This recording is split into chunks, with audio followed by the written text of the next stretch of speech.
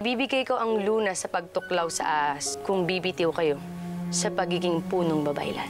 Kailangan mong makalimot upang mapagsimulang muli at magagawa mo lamang ito kung lilisanin mo yaring pood. Ipalalaglag natin ang bata. Kung alam ko lang na ito ang inyong pakay, dapat kanina pa lang.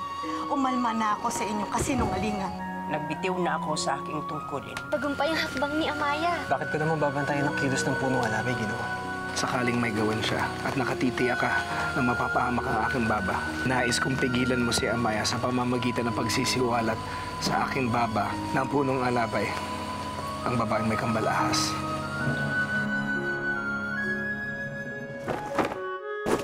Tumpak ba ang narinig ko, Ginoo? Si Amaya? Ang punong alabay? Siya ang babae sa tagna? Siya ang babaeng pinanganak na may kambalahas. Siya rin ang nakatakdang kikitil sa buhay ng aking baba. Usbog, ingatan mo ang lihim na isinalin ko sa'yo.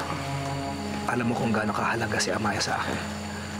Hindi mo maaari ipagsabi ito kahit kanino. Ngunit kapag sa sandali ng aking pagmamanman sa kanya ay may gawin siyang hindi maganda sa inyong ama. Saka mo lang bubuksan ang iyong bibig kapag nakatitiya ka na mapapahamak ang aking baba. Usbog, masakit man sa akin to. Ngunit binibigay ko sa iyo ang pagkakataon na isiwalat ang lihim ni Amaya sa aking baba. Umasa na lamang tayo na walang gagawin masama si Amaya laban sa kanya. Ayaw akong mapahamak si Amaya. Akala ko'y pumasok ka na sa iyong silid. May bumabagabag pa sa iyo, Mangguba?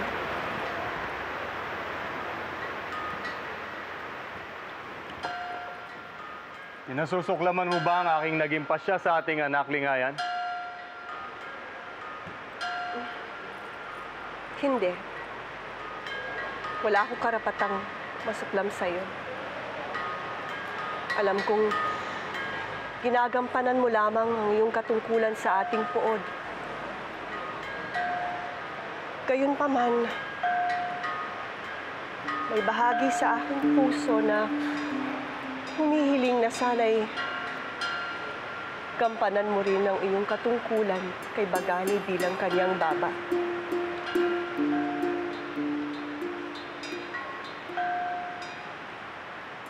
Hindi ko siya maaaring tulungan, Lingayan. Alam mo yan. Pagkat napatunayang nagkasala siya. Sakit sa akin, pagkat ako pa ang nagtakda ng kaparusahang iginawad sa kanya. Ngunit kinakailangan ko itong ipatupad upang hindi mawala ang paniniwala ng ating mga naaahopan sa akin. Paumanhin, dakilang kapunuan sa aking paggambala.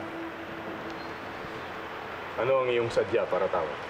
Isinugo ako ni Uray Hilway upang ipabatid sa inyo ang kanyang pagbibitiw bilang punong babaylan. Uray Hilway, narito na si Punong Atubang. Ano nangyari kay Angaway? Bakit yun kaganap? Natuklaw siya ng ahas. Huwag kang mag-alala. Mabubuhay siya. May parating ng lunas para sa kanya. Talagangan? May panlunas na? Saan manggagaling ang panlunas? Halika. Sa labas tayo mag-usap.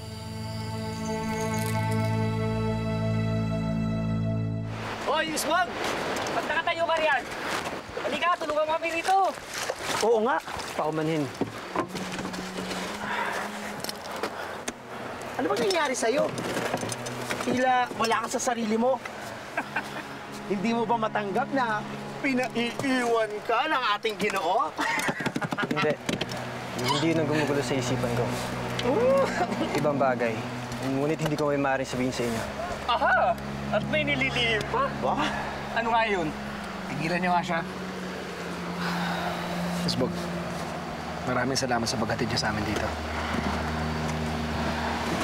Ang inihabiling ko sa'yo, ingatan mo. Ng buong buhay ko, Ginoo. Salamat. Papa, paano? Kaya na.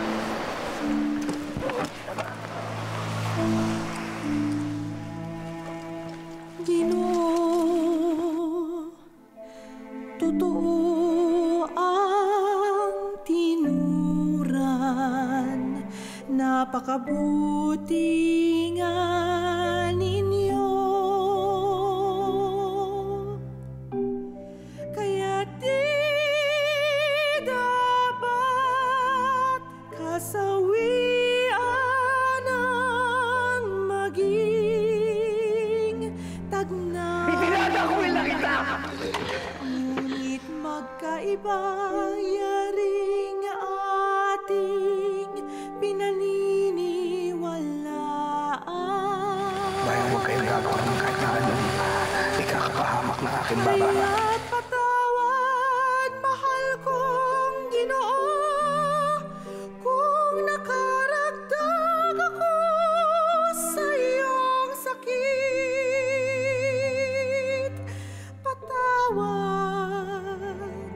at paalam, Ginoo.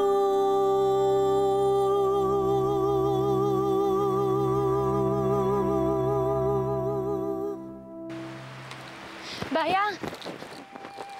Makinig ka sa ibabalita ko. Bumaba na sa katungkulan niya ang punong babaylan. Hindi niya na ako magagamit. At kailanman hindi niya na ako matatakot. Nagagala ako sa mga bagay na sinabi mo ngayon. Ngunit, meron din akong nais sabihin sa'yo. Bakit tila malungkot ka? Anong nais mo sabihin sa akin?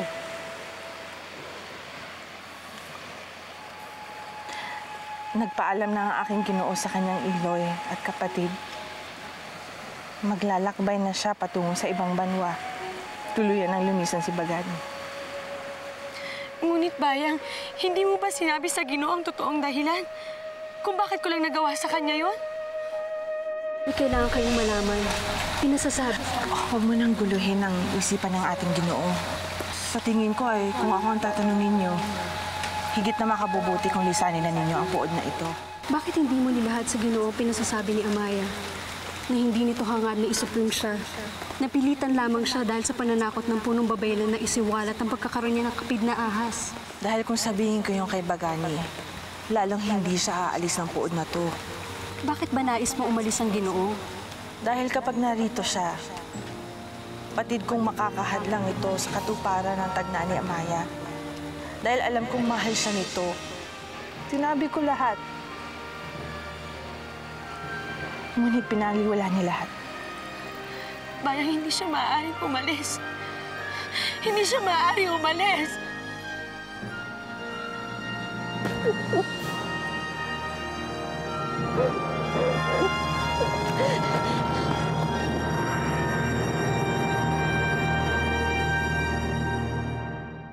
Tinuklaw ng kakambalahas ni Amaya siyang away. Pinagbitiw ako ng aking punong alabay sa aking tungkulin bilang punong babaylan. Kapalit ng kamandag ng ahas na panglunas kay ang away. Bakit niyo hinayaan ang kahilingan ng babaeng yon? Dapat, isinanggunin niyo muna sa akin kung ano nangyari kay Angaway. Upang naigawad ko agad ng parusa sa walang yan. Sapagkat ang tanging lunas na makaliligtas kay Angaway ay hawak ni Amaya.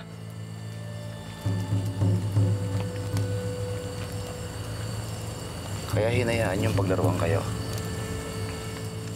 Akala ko ba, Hilway, tayo magpapaikot sa kanya? Ngunit kabaligtaran na nangyari. Hindi ko akalaing may pagkatuso palang walang yan. Sapat na! Sapat na pagkipagkampihan mo sa kanya. Kumanda sa akin ng walang yan. Sa sandaling gumaling si Angaway, igagawad ko sa kanya ang aking ganti. Anong ganti ang tinutukoy mo, Atubang? Isisiwalat ko sa kapunuan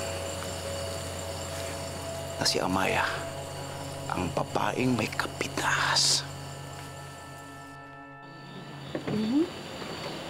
Yan na.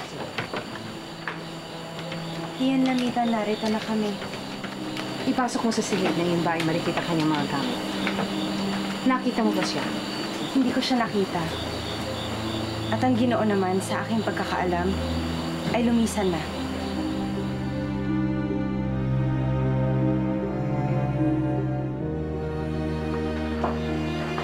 Naaawa ko sa iyo, anak. Hindi ko malaman kung sino sa inyo ang aking kakampihan. Hindi ka dapat maawa sa kanya, Ubo. Ginagawa ko lamang kung ano ang makabubuti sa kanya. Ngunit makabubuti rin ba sa atin ang pagpapalaglag sa bata? Alam ko ang aking ginagawa. Magtiwala ka sa akin. Pinag-iisipan ko ang bawat hakbang na gagawin ko. Matalino si Amaya. Ikaw na rin ang nagwika, Atubang. Kapag isiniwalat mo sa Raha na siya ang babaeng may kambalahas, ay maaaring magawa niyang ipahamak tayo. Natitiyak ko na magsusumbong siya sa Raha at sasabihin niyang matagal na natin siyang kilala.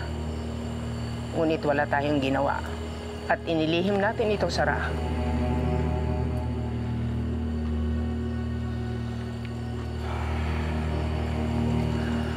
Maaaring maganap ang iyong sinambit.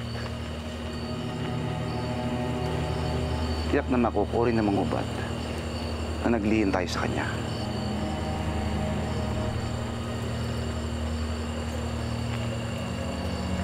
Lalo na pag isiniwalat ni Amaya ang dahilan ng iyong pagbibitiw. Kung ganon, hindi tayo maaaring magsambit ng katotohanan. Mananatiling lihim ang pagkakaroon ni Amaya ng kapit na dadalhin niya hanggang sa kanyang huling hukay.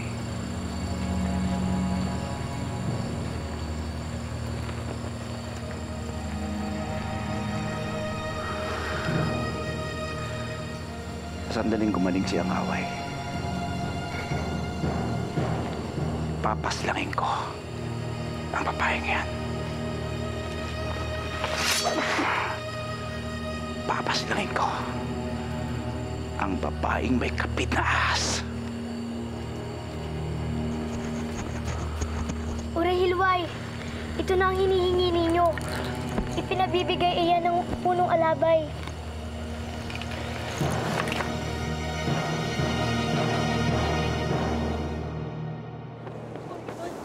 Nasaan ang iyong Ginoo? Huli ka na, pagkat nakalayo na siya.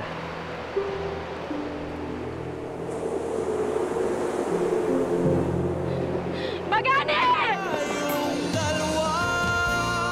Magani! Magkasama. Magani, magbalik ka dito!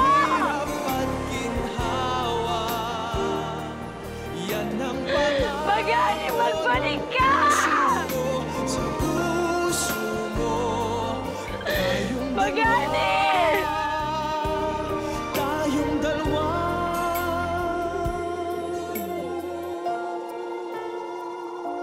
Magani, bumalik ka! Nais niyo bang bumalik muna tayo sa dalampasigan upang magkausap man lamang kayo ng punong alabay? Hindi. Tutuloy tayo sa paglalakbay. Ayoko magsayang ng panahon sa isang taksil na kaibigan katulad ni Amaya. Magbalik ka sa iyong baon! Magani, bumalik ka! Iniibig kita.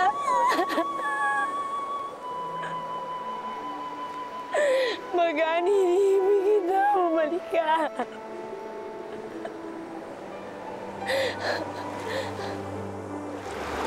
Paalam, Amaya.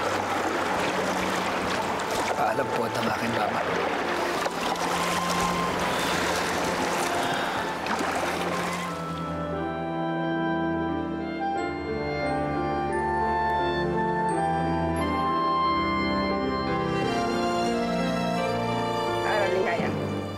narito na ang panlunas sa aking apo. Dalhin na ito bitoon kay Sinas. Magmadali kayo upang maagapan ang buhay ng aking apo.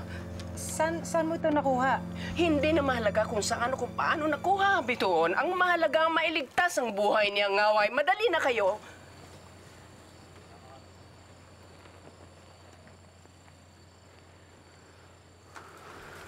Ikinalulungkot ko ang nangyari sa iyong apo, Uray Hilway.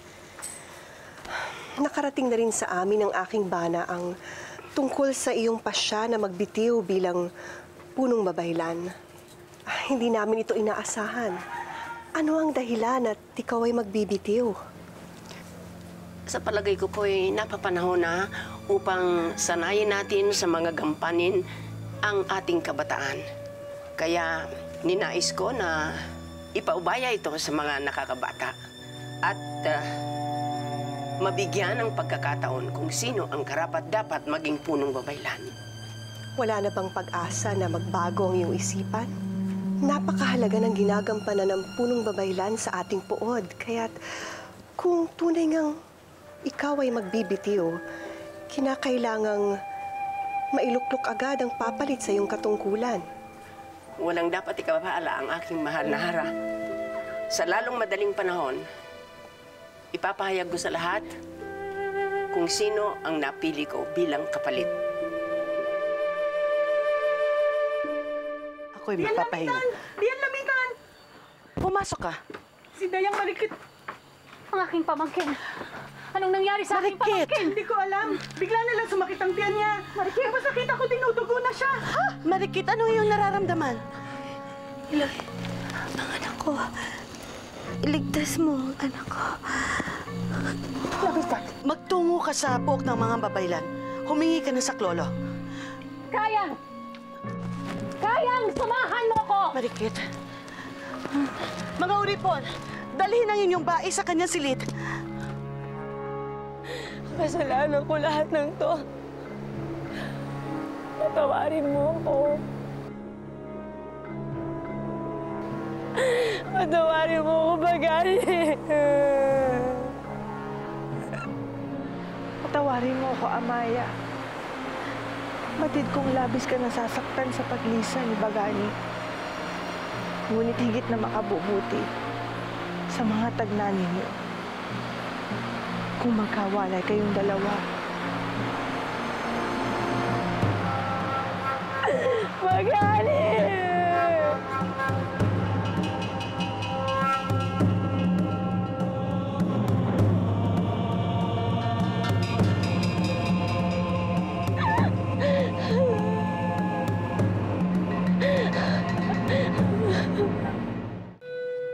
Magbalik ka! Iloy? Iloy, bakit? Nagkaroon ka na naman ba ng masamang panaginip? Napanaginipan kita. Umiiyak ka na tila may mabigat na suliranin. Hindi ko nakisna ng iyong mukha, ngunit natitiyak kong ikaw yun. Iloy, huwag niyo nang alalahanin ang panaginip na yun. Maayos ang aking kalagayan at wala akong dinadalang suliranin. Aalis na muna ako. Iyang tersayang, saan kayong paroroon? Tutungo lamang ako sa pamilihan ni Loy. Anong sadya mo roon?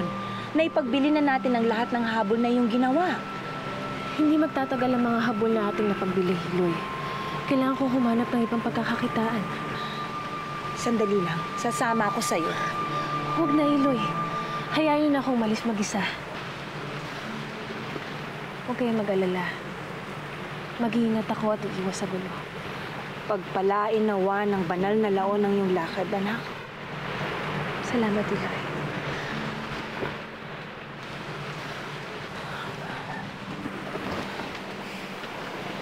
Mag-iingat ka.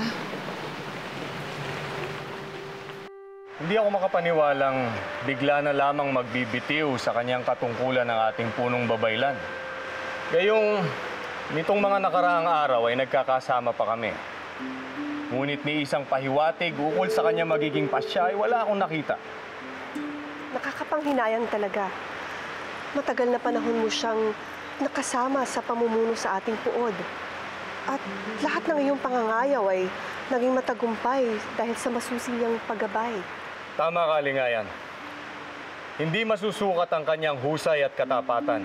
Kaya labis ako nagtataka kung bakit bigla na lamang siyang magpapasya ng ganon. Hindi kaya nawala na ng bait ang punong babaylan kaya siya nagbitiw sa kanyang tungkulin? Marahil nga. Pagkat bakit niya pakakawala ng isang mahalagang tungkulin kung may bait pa siyang natitira? Kung ako ang inyong tatanungin, ikinatutuwa ko na nagbitiw na si Uray Hilway. Pagkat lubha na siyang tumatanda. Ang sabihin mo, kaya ka natutuwa sapagkat ikinayamot mo na si Amaya ang ginawa niyang punong alabay, hindi ikaw. Tumahimik ka.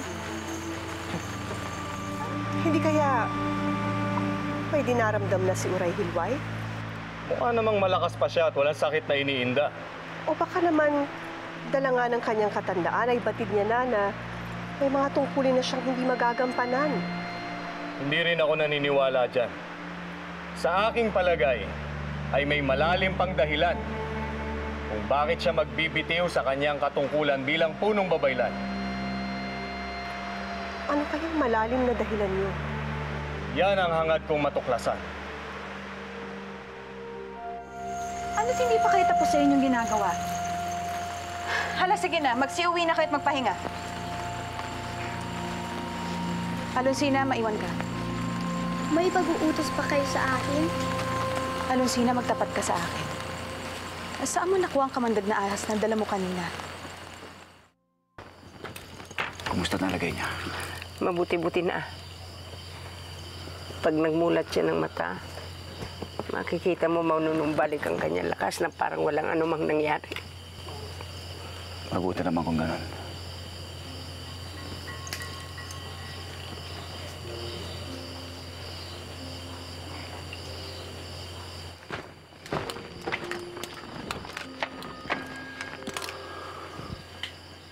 Kailangan dalhin ko ang kampilan ni Angaway.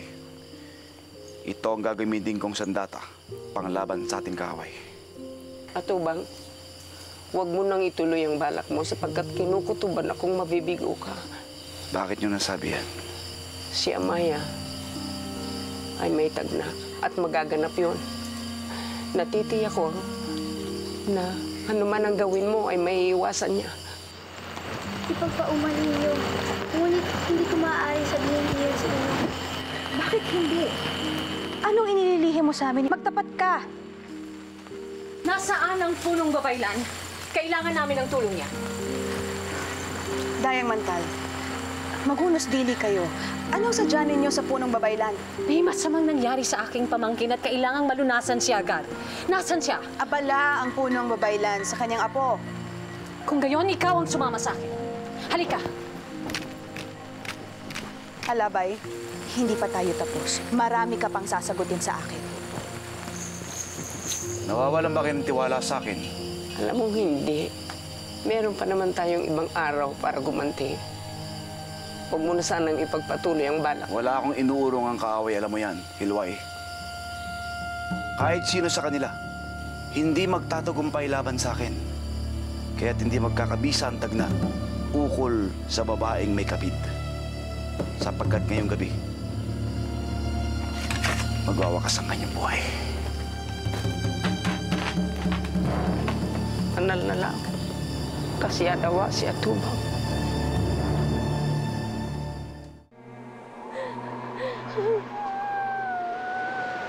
May pagtingin nga kayo sa aking Ginoo. Mahal na mahal kayo ng aking Ginoo. Kung alam lang ninyo, malabis na minamahal niya kayo.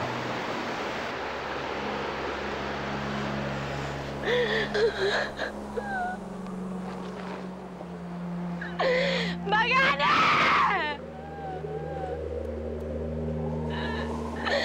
Magani! Ano, Amaya? Wala nang saysayan yung pagtangis. Hindi na nito maibabalik si Bagani. Bakit ganun, Bayang? Alam kong narinig niya ang tinig ko, ngunit bakit hindi niya ako binalikan dito? Patawarin mo ako, Amaya. Hindi ko rin batid kung ano ang dahilan ng aking Ginoo. Pinatunayan niya noon sa akin na iniibig niya ako. Noong uripon pa ako. Pero bakit ngayon hindi niya ako binalikan? Bakit binahiwala niya ang pagtawag ko sa kanya? Hindi ko alam, Amaya. Mayang, sinabi mo ba sa kanya ang dahilan? Kung bakit ko lang nagawa sa kanya yun? Dahil tinakot ako ni Uray Hilway. Sinagot ko na yon, Amaya. Marahil ay napagtanto ng aking Ginoo na higit na makabubuti kung umalis na siya dito.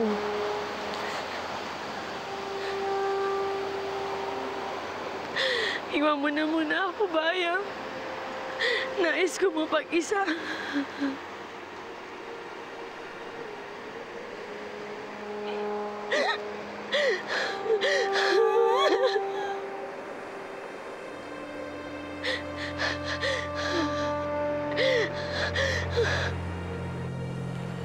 Bata, nasaan si Amaya?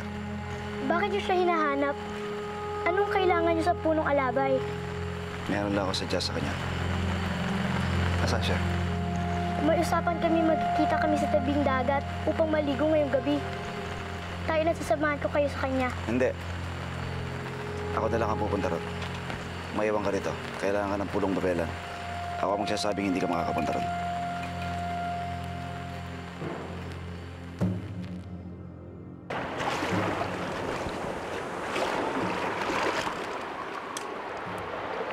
Tila lumilipat ang inyong isipan, Ginoo. Nagsisisi ba kayo na hindi natin binalikan si Amaya? Tama lamang ang ginawa natin. Bakit nasabi mo ang bagay na yan, Ginoo? Hindi mo na ba iniibig si Amaya? Nais ko nang patayin ang nararamdaman ko sa kanya. Kaya tayo lalayo. Upang tuluyan ko na siyang makalimutan. Kung sa bagay, tiyak naman na napakaraming magagandang dalaga sa ating patutunguhan. Tumahimik ka nga! Mangingibang banwa tayo upang magbagong buhay roon. Hindi upang mambabae, no? Tama si Waba. Nais ko munang pagbutihin ang aking sarili upang sa ating pagbabalik sa ating pod, maaari na akong maging kalugod-lugod sa mga mata ng aking baba.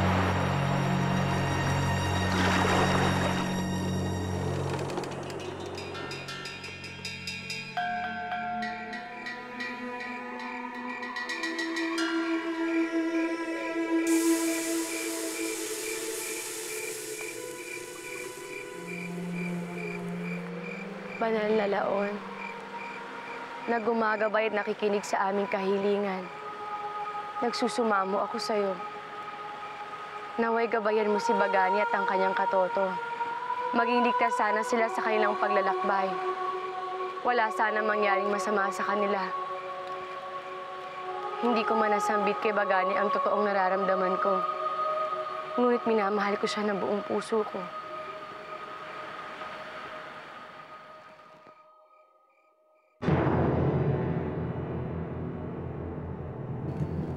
Kaya ka papatay kita!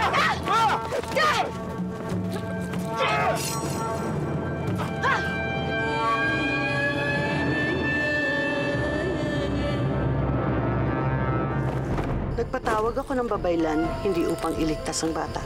Anong ibig niyong tukuyin? Yaman din lamang, naligtas ang aking anak. Pabayaan mo nang mamatay ang sanggol. May kinausap pa kasi akong banyagang mga lakal sa pamilihan.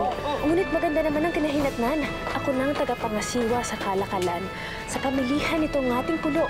At tinutukoy mong pamilihan ay pag-aari ng isang dato. Anong akala niya?